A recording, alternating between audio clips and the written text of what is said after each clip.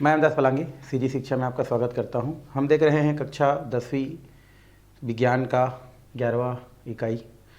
और इसमें इससे पहले वाला जो क्लास था उसमें हमने बहुत सारा चर्चा किए थे, जैसे पी ब्लॉक के बारे में। और आपको बताया गया था कि जो पी ब्लॉक के तत्व होते हैं उसको आपका आवर्त जो सारणी होता है उसमें जो है वर्ग 13 है, 13 बताया था, है ना। और वर्ग 13 से लेकर के 18 तक के बीच जो है पी ब्लॉक के तत्व कहा जाता है। और इनमें जितने भी तत्व होते हैं अधिकतर अधातु होते हैं, कुछ धातु भी होते हैं, उपधातु भी होते हैं। और ये पी ब्लॉक के अंतर्गत रखा जाता है, जिसमें आपका जो 17वें समूह होता है और 18वें समूह होता है। आपको बताया गया था कि 18वें समूह को शून्य समूह के नाम से क्या करते हैं, जानते हैं। और 17वें समूह में फ्लोरीन, क्लोरीन, ब्रोमीन, आयोडीन, एस्टेटीन इन तत्वों को रखा जाता है, जिसकी विद्युत ऋणता ज़्यादा होती है। तो इसके बारे में हम लोग चर्चा कर चुके थे। आज हम जो है आगे क्या करेंगे, चर्चा करेंगे। और जितना पढ़ाई करते हैं लगभग क्वेश्चन वहीं से बनता है, तो आप जो है अच्छा से समझते जाएं और क्वेश्चन को क्या करते जाएं, सॉल्व करते जाएं, तो फिर अच्छा होते जाएगा भाई। चलिए, आज है हमारा अधातुओं की खोज कब और कैसे हुई। अधातुओं की खोज और कब और कैसे हुई, तो उतना तो आपको एकदम एग्जैक्ट बोलेंगे तो जानकारी नहीं है कि कब कैसे हुई, लेकिन हुई। फिर भी कुछ यहाँ पर आपको आपके बुक में कुछ जानकारी दिया जा रहा है कि किस प्रकार से धातुओं की खोज हुई। जैसे इसमें सबसे पहले लिया जाता है आपका, अगर हम धातु की बात करें तो हीरा और ग्रेफाइट की बात करें तो हीरा और ग्रेफाइट दोनों क्या है, हमारे अधातु हैं। और ये जो हीरा और ग्रेफाइट हैं इनकी खोज पहले से ही जो है इसका पता चल गया था हमको पुराने समय में, क्योंकि ये प्रकृति से प्राप्त होने वाले कुछ क्या होते हैं, पदार्थ होते हैं। और इनके बारे में हमको पहले से पता था, लेकिन शुरू में इनको एक पदार्थ माना जाता था। हीरा को एक क्या मानते थे, पदार्थ मानते थे। उसी प्रकार ग्रेफाइट को भी एक क्या मानते थे, पदार्थ मानते थे। तो स्टार्टिंग में दोनों को, हीरा को और ग्रेफाइट को क्या माना जाता था, पदार्थ माना जाता था। क्योंकि उस समय हमारे पास ऐसा कोई जो है संयंत्र नहीं था, या हमारे पास ऐसा कोई पुख्ता जो है कुछ जानकारी नहीं था जिसके वजह से हम इसको बता पाते कि ये पदार्थ तो है बट एक प्रकार से तत्व है। तो उस समय जो है इनकी जानकारी हमको ज़्यादा नहीं थी, लेकिन ये हमको पता था कि हीरा है, ग्रेफाइट है, और उस समय इनको क्या माना जाता था, पदार्थ माना जाता था। बाद में जब प्रयोग से पता चला कि ये जो होते हैं, हीरा होते हैं और ये जो ग्रेफाइट होते हैं, ये दोनों कार्बन के क्या होते हैं, हमारे अपरूप होते हैं, है ना। बाद में हमको पता चला ये कार्बन के क्या होते हैं, अपरूप होते हैं। अपरूप क्या होता है भाई, अपरूप का मतलब होता है यदि कोई तत्व प्रकृति में कई रूपों में पाया जाता है तो वो क्या कहलाता है, उसका अपरूप कहलाता है। जैसे मैं अपना बात करूं, अगर मैं प्रकृति में कई रूपों में अगर दिखाई दूं, है ना, तो मेरा क्या कहलाएगा, अपरूप कहलाएगा। जैसे पिक्चर में अगर डबल रोल ट्रिपल रोल रहता है ना एक ही आदमी का, वैसे ही है, आदमी एक रहता है बट उसका जो है रूप जो है कई रहता है। वैसे हमारे साइंस में होता है। तो पहले इनको पदार्थ मानते थे, हीरा और ग्रेफाइट को। बाद में जब जानकारी हुआ तो पता चला ये दोनों कार्बन के क्या है, अपरूप है। और ये पता किया लेवोजियर नाम के साइंटिस्ट ने। कौन से, हमारा लेवोजियर नाम का एक साइंटिस्ट था, है ना। ये लेवोजियर नाम का साइंटिस्ट था, उन्होंने अपने अध्ययन से, है ना, अपने प्रयोग से पता किया कि ये जो ग्रेफाइट है और ये जो हमारे हीरा है, ये दोनों क्या है, हमारे पदार्थ तो हैं, लेकिन ये दोनों कार्बन के क्या है, अपरूप होते हैं। ऐसा लेवोजियर ने क्या किया, अपना अध्ययन में पाया। क्यों ये पाया, क्योंकि उन्होंने देखा यदि हम क्या करते हैं, उनको तो पहले से पता था जैसे कार्बन है हमारा, तो कार्बन को जलाते हैं तो क्या निकलता है, हमारा कार्बन डाइऑक्साइड निकलता है। उसी प्रकार उन्होंने हीरा को भी जलाया, तो हीरा को भी जलाने से क्या निकला भाई, वहाँ से कार्बन डाइऑक्साइड जो है मुक्त हुआ। उसी प्रकार ग्रेफाइट को भी उन्होंने जला के देखा, तो ग्रेफाइट को भी जला के देखा तो उनमें भी कार्बन डाइऑक्साइड मुक्त हुआ। तो इसके आधार पर निष्कर्ष निकाला कि जिस प्रकार से कार्बन को जलाते हैं तो कार्बन डाइऑक्साइड निकलता है, हीरा को जला रहे हैं तब भी कार्बन डाइऑक्साइड निकल रहा है, ग्रेफाइट को जला रहे हैं तब भी कार्बन डाइऑक्साइड निकल रहा है। और इसके आधार पर उन्होंने निष्कर्ष निकाला कि ये जो हीरा और ग्रेफाइट हैं वो कार्बन के क्या हैं, अपरूप हैं। इस तरीक़ा से हमको जो है हीरा और ग्रेफाइट के बारे में क्या हो गया, पता चल गया कि हाँ ये दोनों क्या होते हैं, हमारे कार्बन के अपरूप होते हैं। तो इस तरीक़ा से जो है हमको धीरे से जो है अध्ययन से पता चल गया। इसी स्थिति में आगे एक हैम्बुर्ग नाम का वैज्ञानिक था। एक तो हमारा ये तो हो गया हमारा कौन सा, ये लेवोजियर हो गया। आप सन को देख लेना भाई बुक में, है ना, लगभग 1789 इस प्रकार से दिया गया है। इस सन में इसका क्या किया, खोज किया। बाद में एक वैज्ञानिक आया हैम्बुर्ग। ये हमारा क्या है, एक साइंटिस्ट का नाम है। ये लगभग हमारा 1769 बोल सकते हैं, इसके लगभग यहाँ ने खोज किया। इन्होंने फास्फोरस की खोज किया भाई। क्या किया? फास्फोरस की खोज किया। ये इन्होंने फास्फोरस की खोज किया, जिसका संकेत क्या होता है आपका? पी होता है। तो हेम्बुर्ग नाम का जो वैज्ञानिक था वो इसी क्रम में आगे जो है क्या किया आपका? फास्फोरस की खोज किया। ठीक है। लेवोजियन ने क्या बताया कि हीरा और ग्रेफाइट हमारे क्या हैं? कार्बन के क्या हैं? अपरूप हैं।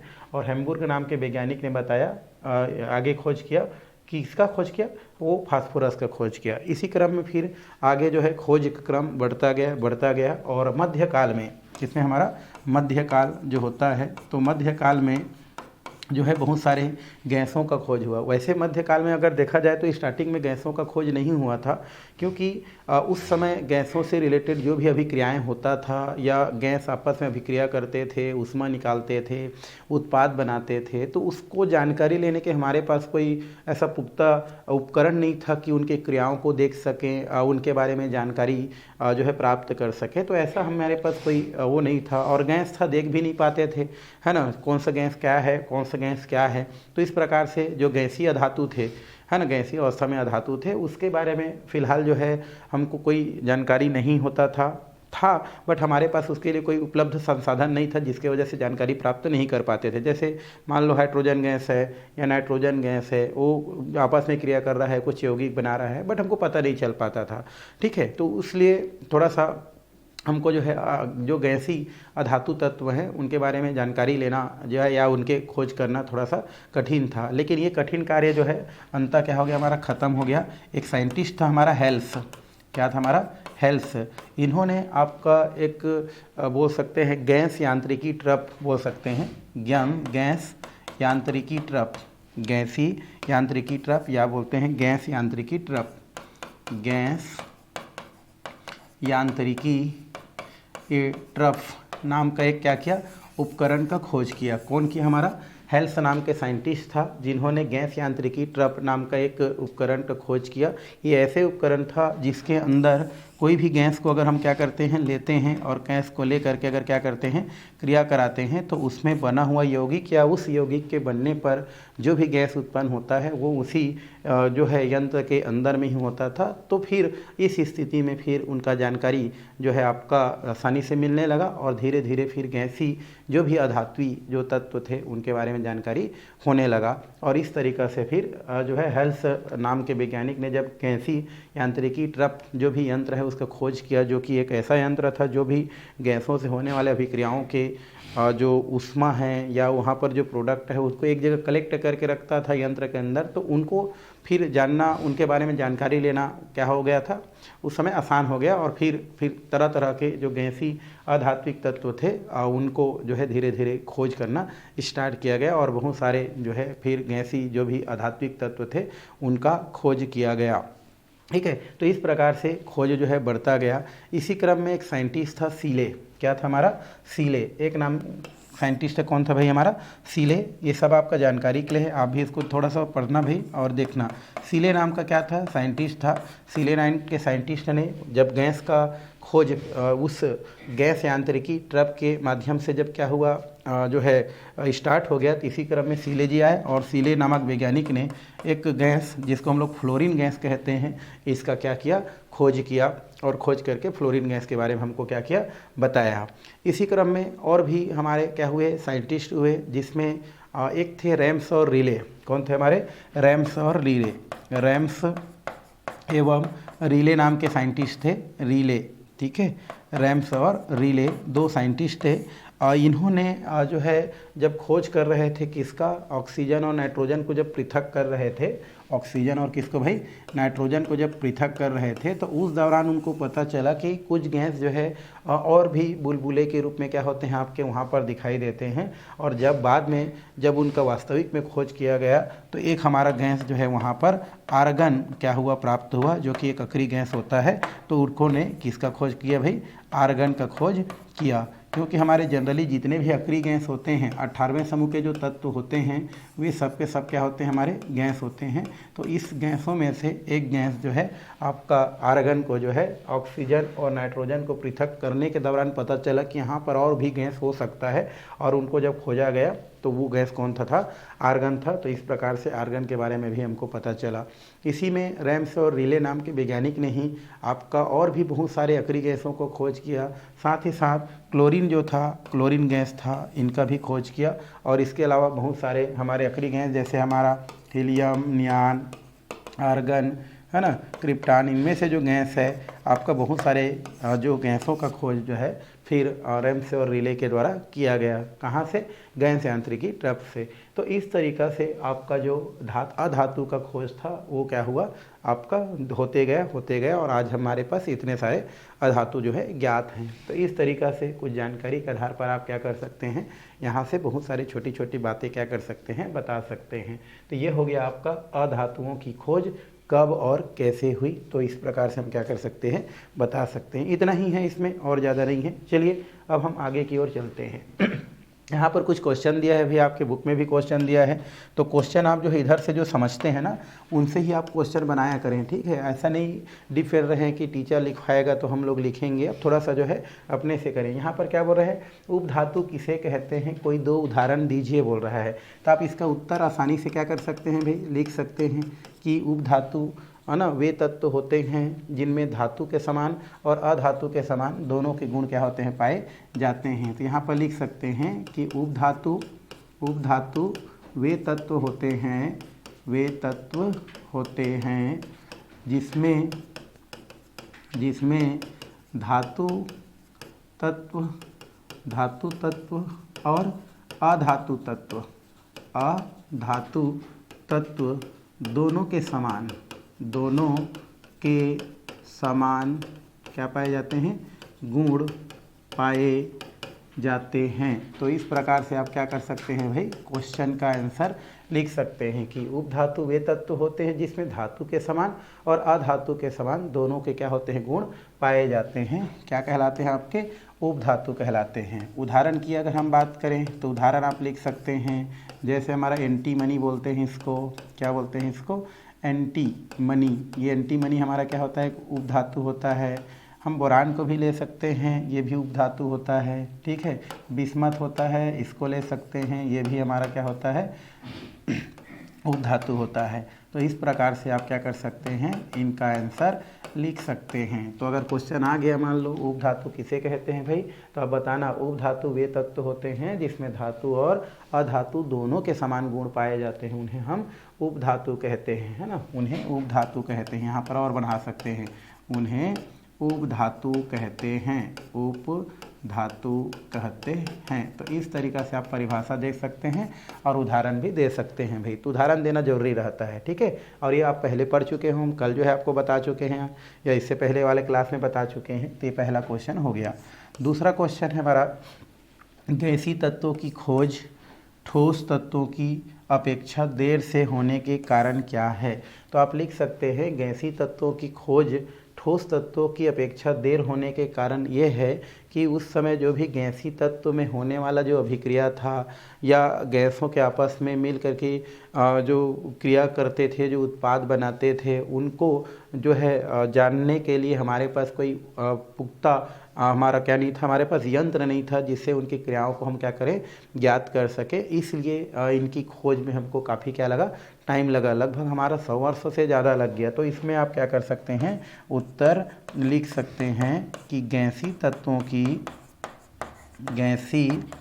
तत्वों की खोज में ठोस तत्वों की अपेक्षा देर से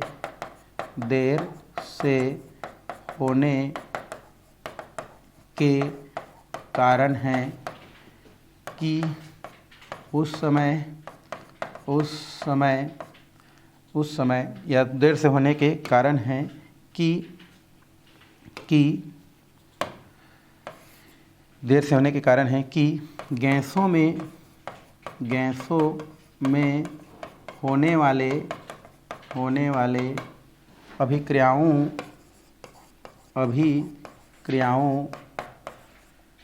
को, है ना, ज्ञात करने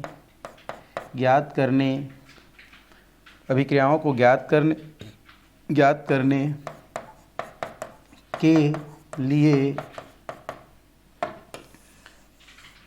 तो गैसों में होने वाले अभिक्रियाओं और प्राप्त उत्पाद को जानकारी के लिए हमारे पास ऐसा कोई साधन नहीं था कि उनकी जानकारी प्राप्त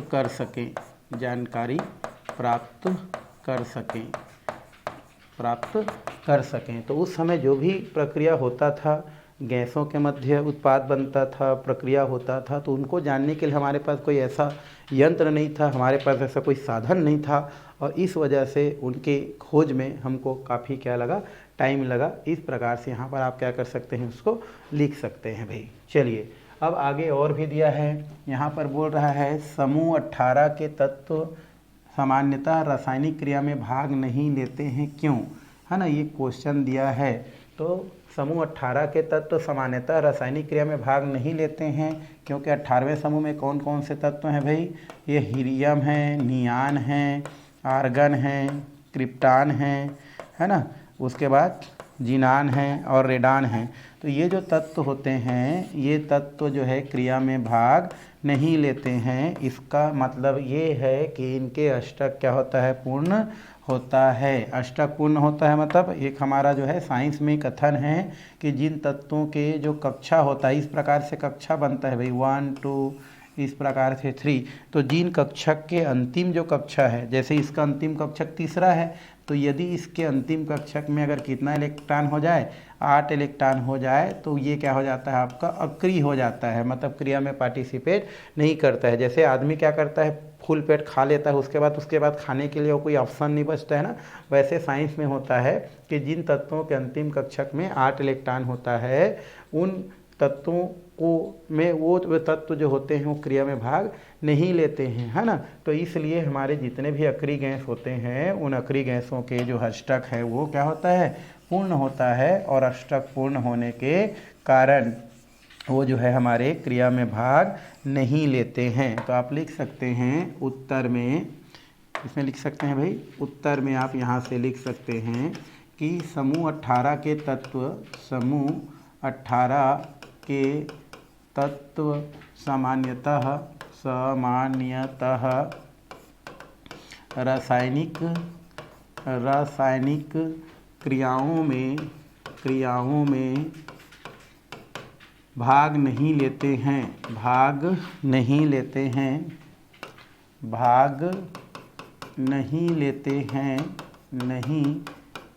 हैं क्योंकि उनके अष्टक, है ना, अंतिम कक्षक में अष्टक कंप्लीट होते हैं, क्योंकि उनके संयोजी कोष में, है ना, संयोजी कोष में अष्टक पूर्ण होते हैं।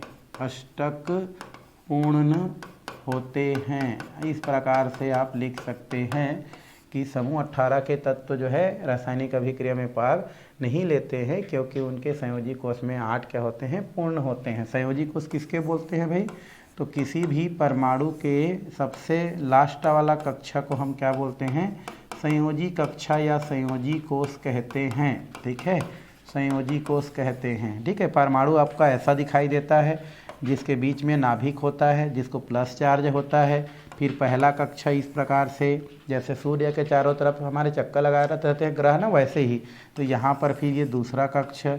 तो यदि अंतिम कक्षा की बात करें, सबसे किसी भी परमाणु का अंतिम कक्षा तो होता ही ना, तो उस अंतिम कक्षा को ही हम क्या बोलते हैं, संयोजी कोष कहते हैं, ठीक है। और उस संयोजी कोष में अगर 8 इलेक्ट्रॉन क्या है, कंप्लीट है, तो वे तत्व क्रिया में भाग नहीं लेते हैं। और यही वजह है कि 18वें समूह के जो भी तत्व होते हैं उनके अंतिम कक्षक में 8 इलेक्ट्रॉन होते हैं, इस वजह से वो क्रिया में भाग नहीं लेते हैं, है ना। तो इस प्रकार से आप इन क्वेश्चनों का आंसर दे सकते हैं। चलिए अब हम चलते हैं अधातुओं का रसायन। किसके पास चलते हैं भाई?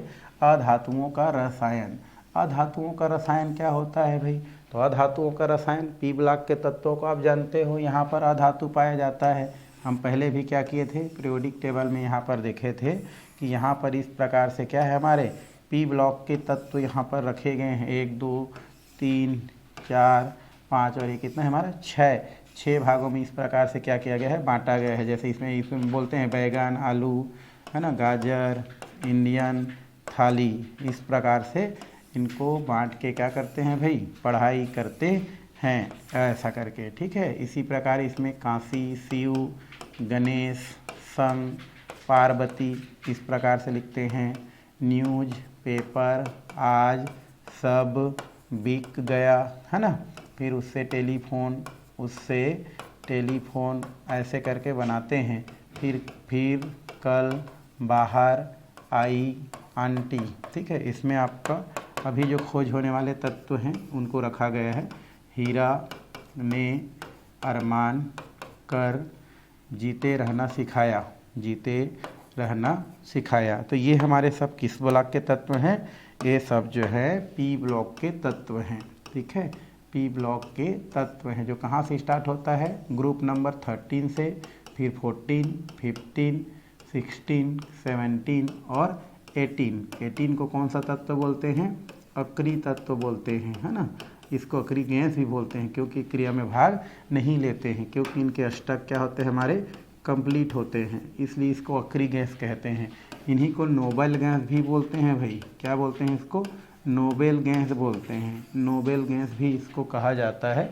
इसी को उत्कृष्ट गैस भी बोलते हैं, ठीक है, उत्कृष्ट गैस भी कहते हैं। तो बहुत सारा नाम है ना, इसको उत्कृष्ट गैस कहते हैं, नोबेल गैस कहते हैं, अक्रिय तत्व कहते हैं। इसी को दुर्बल गैस कहते हैं, दुर्लभ गैस, रेयर गैस बोलते हैं, दुर्लभ गैस भी कहा जाता है। किसको?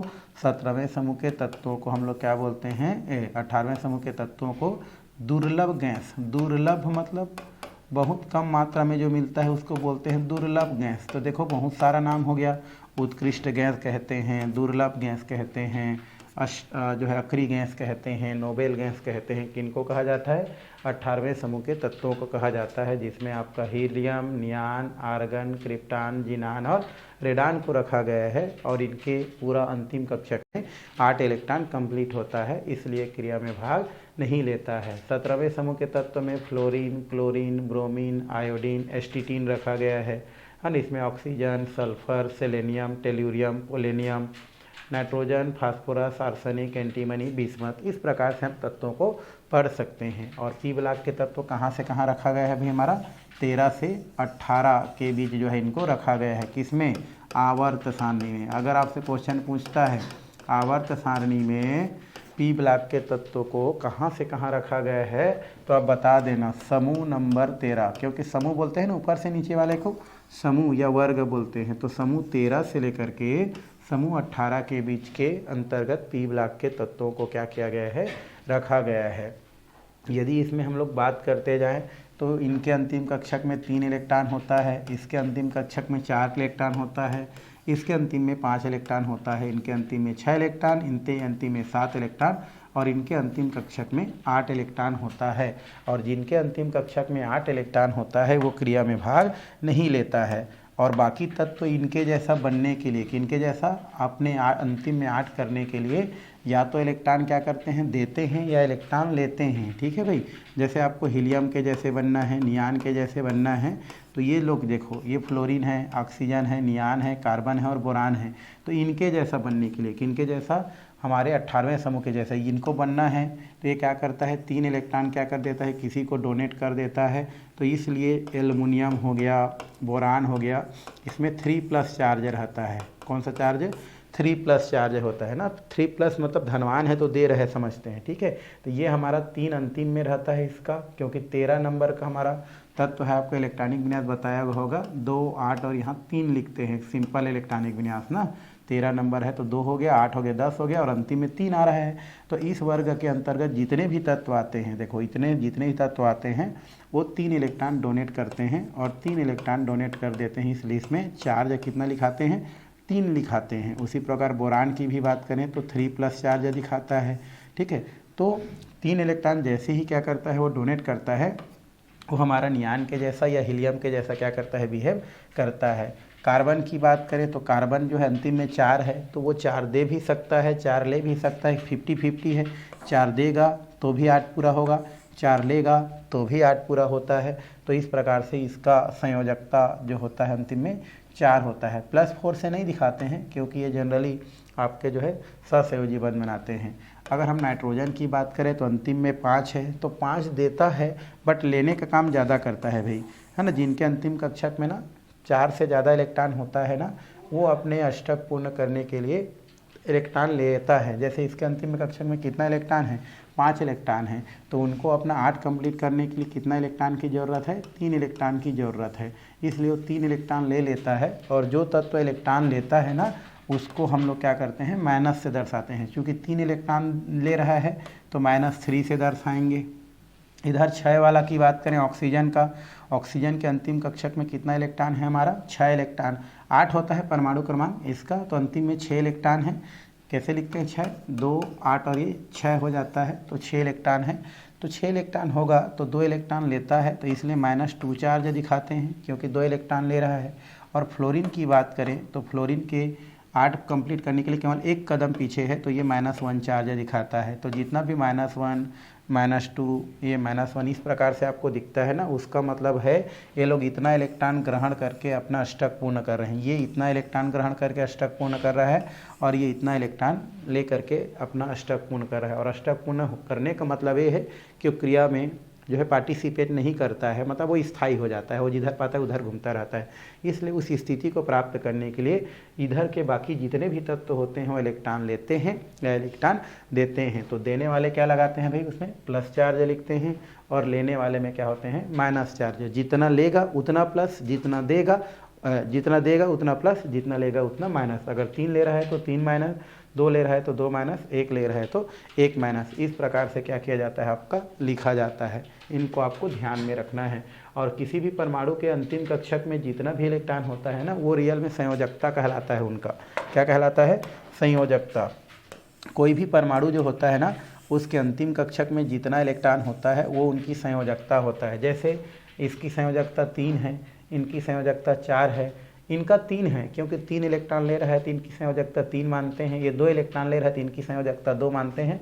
और 1 इलेक्ट्रॉन ले रहा है तो इनकी संयोजकता हम लोग 1 मानते हैं। तो इस प्रकार से संयोजकता को भी आप क्या कर सकते हैं, बता सकते हैं। तो बहुत सारा जानकारी यहीं से क्या होता है, मिलता है। आप थोड़ा सा ध्यान देंगे कि प्लस कब लगाते हैं, माइनस कब लगाते हैं, ठीक है। तो जो प्लस तब लगाते हैं जब इलेक्ट्रॉन दे देते हैं और माइनस तब लगाते हैं जब इलेक्ट्रॉन ले लेते हैं। तो जितना इलेक्ट्रॉन देगा उतना प्लस, 2 दे रहा है तो 2 प्लस, 3 दे रहा है तो 3 प्लस, और 3 ले रहा है तो 3 माइनस, 2 ले रहा है तो 2 माइनस, 1 ले रहा है तो 1 माइनस। तो इस तरीक़ा से अधातुओं का रसायन को हम यहाँ पर बता सकते हैं भाई, ठीक है। और ये जानना जरूरी है क्योंकि आगे आपका जो क्लास है 11th क्लास है ना, 12th क्लास, उसमें ये सब चीज़ जो है दिया है और वहाँ पर बड़ा स्तर में दिया है, ज़्यादा स्तर में दिया है। तो अभी से आप सीख ले रहे हो कौन प्लस होता है, कौन माइनस होता है, तो आप बहुत अच्छा कर सकते हैं, ठीक है।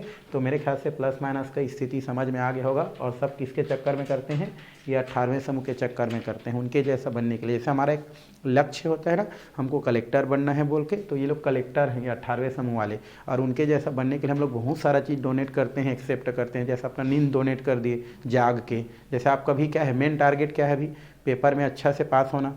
तो आपको ये है पेपर में अच्छा से पास होना, ये हमारा 18वें समूह है। तो उसके लिए हम लोग क्या कर रहे हैं, खाना पीना छोड़ दे रहे हैं, है ना, कुछ चीज़ को नहीं ले रहे हैं। तो इस प्रकार से जो दे रहे हैं प्लस, ले रहे हैं वो माइनस। तो ये हो गया अधातुओं का रसायन। चलिए अब हम आगे चलते हैं।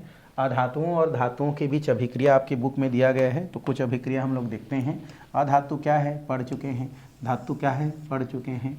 अधातु आप इसको जो है गुण के आधार पर बोल सकते हैं। अधातु मैं बताया था कि जिसमें धात्विक चमक ना हो, पीटने से टूट जाता हो, विद्युत का कुचालक हो, ये सब गुण रखने वाले को क्या बोलते हैं, अधातु कहते हैं। और और धातु जिनमें वो सारे गुण पाया जाता है, पीटने से फैलता हो, आघातवर्धीनता हो, धात्विक चमक हो, विद्युत का सुचालक हो, वो सब धातु कहलाते हैं। ठीक है, तो ये परिभाषा आप पहले पढ़ चुके हैं, तो दोनों के बीच हमको अभिक्रिया कराना है। उसके अलावा अधातुओं का एक तरीका और है परिभाषित करने का। अगर कोई तत्व इलेक्ट्रॉन क्या कर देता है, दे देता है, इलेक्ट्रॉन दे देता है और धन आयन बनाता है ना, उसको भी हम क्या बोलते हैं, धातु कहते हैं। क्या कहते हैं, धातु कहते हैं। बढ़िया वाला परिभाषा है। अगर कोई तत्व है, अगर वो इलेक्ट्रॉन दे देता है और धन आयन बनाता है तो वो क्या कहलाते हैं, आपके धातु कहलाते हैं। और वे तत्व जो इलेक्ट्रॉन क्या करता है, आपका ग्रहण करता है और ऋण आयन बनाता है, उसे हम क्या कहते हैं, अधातु कहते हैं। तो ये परिभाषा भी सूटेबल है भाई, आप इसको याद रखेंगे। वे तत्व जो इलेक्ट्रॉन देकर धन आयन बनाए उसे धातु, और वे तत्व जो इलेक्ट्रॉन लेकर ऋण आयन बनाए वो क्या कहलाता है, आपका अधातु कहलाता है। और यहाँ पर धातु और अधातु के बीच कुछ अभिक्रिया क्या किया गया है, दिया गया है, तो उसको हम लोग देखते हैं।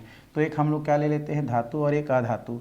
जैसे हम लोग एक धातु ले लेते हैं मैग्नीशियम, क्या लेते हैं, मैग्नीशियम, और इस मैग्नीशियम को अगर हम ऑक्सीजन जो कि एक अधातु है क्रिया करा देते हैं तो यहाँ पर ये क्रिया करके क्या बनाता है, हमारा MgO बनाता है और सामने यहाँ 2 लग जाता है, मैग्नीशियम ऑक्साइड हो जाता है। अब ये कैसे बनता है, तो इसके लिए आपको पता होना चाहिए तत्व और उनका परमाणु क्रमांक। जब तक नहीं पता रहेगा नहीं बना पाएंगे आप। ठीक है, तो आपको ये पता होना चाहिए मैग्नीशियम कितना होता है, 12, परमाणु क्रमांक 12 होता है। ऑक्सीजन का हमारा कितना होता है, 8 होता है।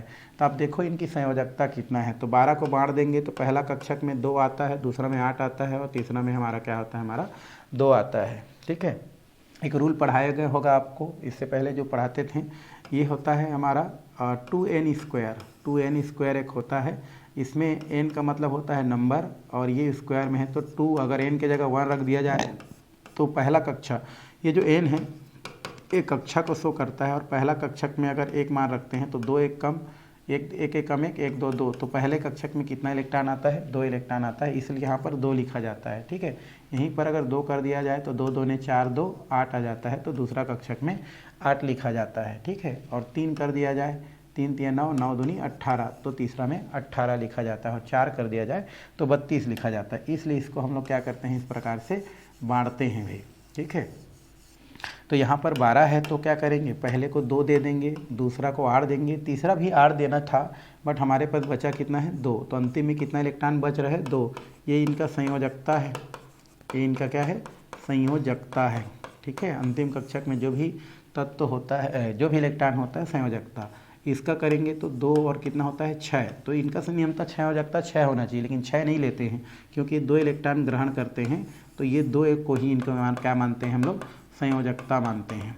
क्या मानते हैं हम लोग, संयोजकता मानते हैं। ठीक है, संयोजकता। अब देखो इनकी संयोजकता भी 2 है, इनकी संयोजकता भी 2 है, मतलब दोनों बराबर है, इसलिए किसी के आगे पीछे लिखने की कोई ज़रूरत नहीं है। तो ये मैग्नीशियम है, ऑक्सीजन है, दोनों की संयोजकता कितना है, हमारा सेम है, तो सेम होता है तो आगे पीछे नहीं लिखते हैं, उसको डायरेक्टली इस प्रकार से Mg और O उतार देते हैं। अब बैलेंस करते हैं दोनों तरफ कि दोनों तरफ तत्व बराबर है या नहीं है। जैसे इधर मैग्नीशियम 1 है, इधर मैग्नीशियम 1 है, इधर ऑक्सीजन 2 है और इधर ऑक्सीजन कितना है, 1 है, तो गड़बड़ हो गया, इसलिए इधर भी ऑक्सीजन 2 करना है। तो ऐसा नहीं कि यहाँ पर 2 लगा दिए, तो ऑक्सीजन जो भी करना है लगाने के लिए कहाँ करेंगे, सामने। तो यहाँ पर हमने सामने कितना लगा दिया, 2 लगा दिया, तो इधर भी ऑक्सीजन 2 हो गया, इधर भी ऑक्सीजन, तो ऑक्सीजन तो करेक्ट हो गया। बट मैग्नीशियम देखो अब इधर कितना हो गया, 2 हो गया, और इधर कितना हो, 1 हो गया, तो जिधर कम होता है उधर लगा दो, यहाँ पर क्या हो गया, 2 हो गया। तो इस प्रकार से क्या हो जाता है, बैलेंस हो जाता है, और हमको यहाँ से धातु और अधातु के बीच क्रिया क्या हो जाता है, प्राप्त हो जाता है। तो पहला हमारा इस प्रकार से क्रिया हमारा क्या हो गया, कंप्लीट हो गया। ठीक, इसी प्रकार हम दूसरा ले लेते हैं, एक धातु लेते हैं पुनः एल्युमिनियम। क्या लेते हैं, एल्युमिनियम, और इसको भी ऑक्सीजन के साथ क्या कर देते हैं, अगर हम क्रिया करा देते हैं तो क्या बनता है उसको हमको देखना है। अब आपको देखो एल्युमिनियम का परमाणु क्रमांक आपको पता होना चाहिए, 13 होता है, तो 2 8 और कितना लिखेंगे इसको, 3 इलेक्ट्रॉनिक विन्यास के आधार पर, इसके आधार पर 2n² के आधार पर। ठीक है, तो पहले में 2 आ रहा है, दूसरा में 8 आ रहा है, तीसरा में 18 आ रहा है ना, फिर 32 आता है ना। यहाँ पर 1 करेंगे तो 8, 2 करेंगे तो 1 करेंगे तो 2, 2 करेंगे तो 8, 3 करेंगे तो ऐसा करके ना। इसको फिर बता देता हूँ मैं, 2n²।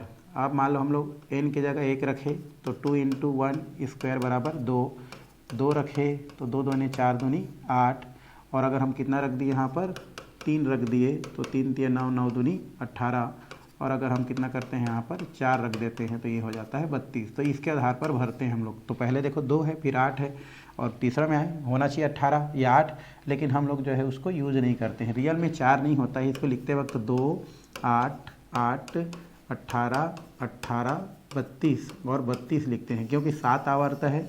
आवर्त सारणी में 2 8 8, तो आवर्त सारणी में आप ऐसे देखेंगे ना, तो पहला आवर्त में 2 तत्व है, फिर 8 तत्व है, फिर 8 तत्व, इसके आधार पर बांटते हैं। तो इसको आपको ध्यान में रखना है, ठीक है। तो अंतिम में कितना इलेक्ट्रॉन है 3, तो इनके संयोजकता कितना हो जाएगा एल्युमिनियम का 3। उसके बाद ऑक्सीजन का कितना है हमारा 8 है, तो ये फिर से वही 2 6, तो इनकी संयोजकता कितना होता है 2। तो आपको देख रहे हैं यहाँ पर एल्युमिनियम की संयोजकता आपका कितना है, एल्युमिनियम की संयोजकता है 3 और ऑक्सीजन की संयोजकता 2।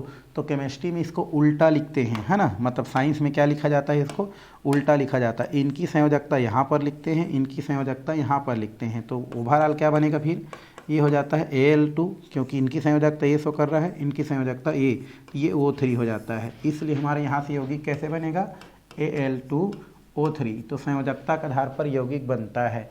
अब जो है बैलेंस कर दो, इधर एल्युमिनियम कितना है 2 है और इधर कितना है 1 है, तो सामने कितना लगा दो 2। अब एल्युमिनियम ठीक हो गया। ऑक्सीजन इधर कितना है 3, इधर कितना है 2, तो यहाँ पर कितना कर दो 3। अब ऑक्सीजन गड़बड़ हो गया, देखो गुणा होता है इन दोनों में ऐसा करके, 3 दूनी कितना हो जाता है 6, जो नीचे रहता है और सामने वाला गुणा हो जाता है, तो इधर 3 दूनी 6 हो गया। इधर कितना है देखो, इधर आपको 3 ही दिख रहा है, तो इधर भी क्या करो 6 कर दो, तो यहाँ से 2 से गुणा कर दिए तो 2 तिया 6 हो गया। अब एल्युमिनियम गड़बड़ा गया, 2 दूनी कितना हो गया 4, तो यहाँ पर कितना करते हैं 4। तो इस प्रकार से हमारा क्या हो जाता है, एक यौगिक प्राप्त हो जाता है। तो संयोजकता के आधार पर यौगिक को क्या किया जाता है भाई, बनाया जाता है, लेकिन उसके लिए तत्वों का क्रमांक और आपका 2 8 वाला पता होना चाहिए। ये हो गया तीसरा नंबर। अगर हम बात करें तीसरा नंबर में हम लोग ले लेते हैं सोडियम को। सोडियम हमारा धातु है, और साथ में ले लेते हैं क्लोरीन को, जो इस रूप में पाया जाता है, Cl2 के रूप में पाया जाता है भाई। अब दोनों को क्रिया कराएंगे तो क्या बनेगा NaCl, नमक बनता है, ठीक है। अब इधर देखो दोनों की संयोजकता एकाक होता है ना भाई, क्लोरीन का परमाणु क्रमांक 17 होता है, सोडियम का परमाणु क्रमांक 11 होता है। तो अंतिम में देखो 2 8 और 1 आ रहा है, और इनके अंतिम में 2 8 और 7 आ रहा है, तो इनके भी संयोजकता 1 है, इनके भी संयोजकता 1 है, तो दोनों को बराबर लेना है तो बराबर ले लिए। अब हमारा क्या होता है बैलेंस करना, इधर क्लोरीन 2 है और उधर क्लोरीन कितना है 1 है, तो आप क्या कर दो इसको बैलेंस कर दो, सामने में कितना लगा दो 2, तो 2 ये हो गया, बट सोडियम गड़बड़ हो गया, ये हम यहाँ पर लिख सकते हैं। तो ये हमारा क्या हो रहा है, हमारा धातु और अधातु, सामने वाला धातु है, दूसरा वाला अधातु है। तो इस तरीक़ा से आप धातु और अधातु को क्या कर सकते हैं, क्रिया करा सकते हैं। और भी हैं कराने में आए, कोई दिक्कत नहीं है। चौथा नंबर मान लो हमारे पास दिया है क्या, जो है कैल्शियम दिया है, कैल्शियम ये हमारा दिया गया है, इसको आप फास्फोरस के साथ क्रिया करा दो। किसके साथ, फास्फोरस के साथ। तो फास्फोरस के साथ क्रिया कराएंगे तो क्या बनेगा क्या नहीं बनेगा उसको देखना है। वैसे फास्फोरस को P4 के रूप में लिखा जाता है, किसके रूप में लिखा जाता है, P4 के रूप में लिखा जाता है। तो P4 लिख दिए, ये चतुर्थ परमाणुक होता है। अब कैल्शियम का आपको क्या होना चाहिए, परमाणु क्रमांक, तो 2 8 और एक बार और 8 आता है इसके चक्कर में, तो 8 8 16 2 18 और 2 20, लास्ट में कितना आया 2, तो कैल्शियम की संयोजकता हो गया 2। फास्फोरस का परमाणु क्रमांक कितना होता है भाई हमारा 15 होता है, तो 2 8 और ये कितना होता है हमारा 5, 2 8 और 5 होता है। बट ये 5 वाला है तो 3 इलेक्ट्रॉन क्या करेगा, ग्रहण करेगा। तो 3 इलेक्ट्रॉन जब ग्रहण करेगा तो उस स्थिति में इनकी संयोजकता क्या होगा 3 होगा, तो उल्टा लिखो, है ना। अब देखो आपको पता चल गया कैल्शियम का 2 है और फास्फोरस का 3 है, तो उल्टा लिख देते हैं इस प्रकार से, तो क्या हो जाता है हमारा C3 और P2, कैल्शियम फास्फाइड बोलते हैं इसको। क्या बोलते हैं, कैल्शियम फास्फाइड, है ना, फास्फाइड बोलते हैं ना, कैल्शियम फास्फाइड कहा जाता है। इसको क्या बोलते हैं, सोडियम क्लोराइड, Na को बोलते हैं सोडियम, Cl को बोलते हैं क्लोराइड, तो सोडियम क्लोराइड। इसको बोलते हैं एल्युमिनियम ऑक्साइड, एल्युमिनियम ऑक्साइड बोलते हैं भाई, एल्यूमिनियम ऑक्साइड, एल्यूमिनियम क्या बोलते हैं ऑक्साइड कहते हैं, ठीक है। और इसको हम लोग क्या बोलते हैं, मैग्नीशियम ऑक्साइड। मैग्नीशियम क्या बोलते हैं, ऑक्साइड कहते हैं, मैग्नीशियम ऑक्साइड कहते हैं। ठीक है, और इसका नाम तो आप जान रहे हो, कैल्शियम है। बैलेंस कर तो इधर 3 है, इधर 3, फास्फोरस कितना है इधर 2, तो यहाँ 2 करेंगे तो इसको 6 करना पड़ेगा। कितना करना, 2, 3 दूनी 6 हो गया। तो इस प्रकार से आपका बैलेंस हो जाता है। तो इस तरीक़ा से अधातुओं का क्रिया क्या करता है, बताया जाता है, धातु और अधातु। तो ये सामने वाला जितना लिए सब के सब क्या हैं, धातु हैं, उधर वाले क्या हैं, अधातु हैं। तो इस तरीक़े से अधातु को क्रिया करा करके हम इतने सारे यौगिक बना सकते हैं। और भी आपके बुक में है, आप भी उसको बनाने का प्रयास करें। चलिए अब हम क्या करते हैं, आगे की ओर चलते हैं। अधातु की आपस में क्रिया। अब 2 अधातु को आपस में क्या करना है, आपका क्रिया कराना है। अधातु मतलब दोनों अधातु होगा, तो अधातु आपस में क्या करेंगे, क्रिया करेंगे। जैसे हम पहला यहाँ पर बोल सकते हैं, कार्बन एक अधातु है, ऑक्सीजन भी क्या है, अधातु है। तो दोनों क्रिया करके क्या बना लेंगे, कार्बन डाइऑक्साइड CO2, क्योंकि कार्बन की संयोजकता इनकी डायरेक्टली लिख देते हैं। और भी अधातु आप क्या कर सकते हैं, ले सकते हैं, उसके साथ आप क्या कर सकते हैं, यौगिक बना सकते हैं। जैसे हमारे पास सल्फ़र है, यहाँ ऑक्सीजन की है, यहाँ पर क्या हो जाता है आपका सल्फ़र डाइऑक्साइड। इसको आप क्या कर सकते हैं, कर सकते हैं, बना सकते हैं, बनाया जा सकता है। तो इस तरीक़ा से हम इसको क्या करते हैं, बनाते हैं। और भी कुछ अधातु ले लेते हैं, तो इसको ले लें आप, जिसके साथ हमारा क्या बन जाए, यौगिक बन जाए। तो अधातु में हम लोग ले लेते हैं, चलो फास्फोरस एक अधातु है, और क्लोरीन भी क्या है हमारा, अधातु होता है। ठीक है, क्लोरीन भी अधातु है, फास्फोरस भी अधातु है। ठीक, तो अब क्लोरीन के कितना होता है संयोजकता, आपको पता है 1 होता है, क्योंकि 2, 8 और हम क्या करते हैं 7 लिखते हैं, तो 1 इलेक्ट्रॉन ग्रहण करता है। तो क्लोरीन की संयोजकता 1। फास्फोरस कभी जस्ट देखे थे 2, 8 और कितना होता है 5 होता है, बट 3 इलेक्ट्रॉन लेता है, इनकी संयोजकता 3 होता है। तो इस प्रकार से फास्फोरस की संयोजकता कितना है हमारा भाई, फास्फोरस की संयोजकता 3 है, क्लोरीन की संयोजकता कितना है 1 है। तो उल्टा लिखेंगे तो क्या बनेगा, ये बनेगा P, उसके बाद क्या बनेगा Cl, और ये हो जाएगा 3, क्योंकि इनका संयोजकता इनका P अकेला दिख रहा है। अब इसको बैलेंस करना है आपको।